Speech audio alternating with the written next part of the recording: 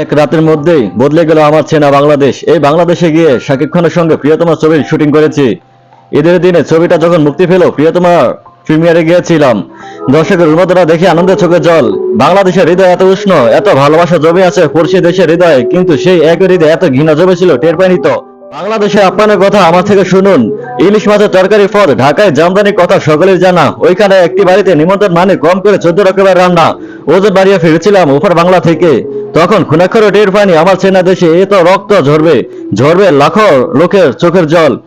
এক এক সময় মনে হয়েছিল আমি না হয় অন্য দেশের, বাংলাদেশের মানুষেরা কি টের পেয়েছিলেন এভাবে ছাত্র আন্দোলনের ধারা বদলে যাবে? আন্দোলনের একরকম ঘনরোষ অন্য কথা। আরো ন্যাক্কারজনক প্রাক্তন প্রধানমন্ত্রী শেখ হাসিনা অন্তর্বাসে প্রকাশ্যে পুরুষদের হাতে হাতে ফেরা। বাংলাদেশ এটা তোমার থেকে আশা করিনি, যেমন আশা করিনি সমাজের অতি সাধারণ মানুষ কাঁপতে কাঁপতে সর্বোচ্চ লুটের কথা সামাজিক মাধ্যমে এসে জানাবেন।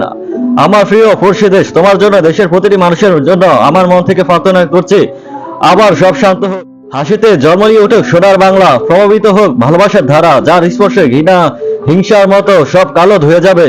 জানি আমার প্রার্থনা সফল হবেই। বাংলাদেশ, তোমায় নিয়ে আমার কোনো নালিশ নেই, সমস্যাও নেই, ভয়ও নেই। তুমি ডেকে নিয়ে গিয়ে আমার মাধ্যমে দুই দেশের বিনোদন সংস্কৃতি ভাবের আদান প্রদান ঘটিয়েছ।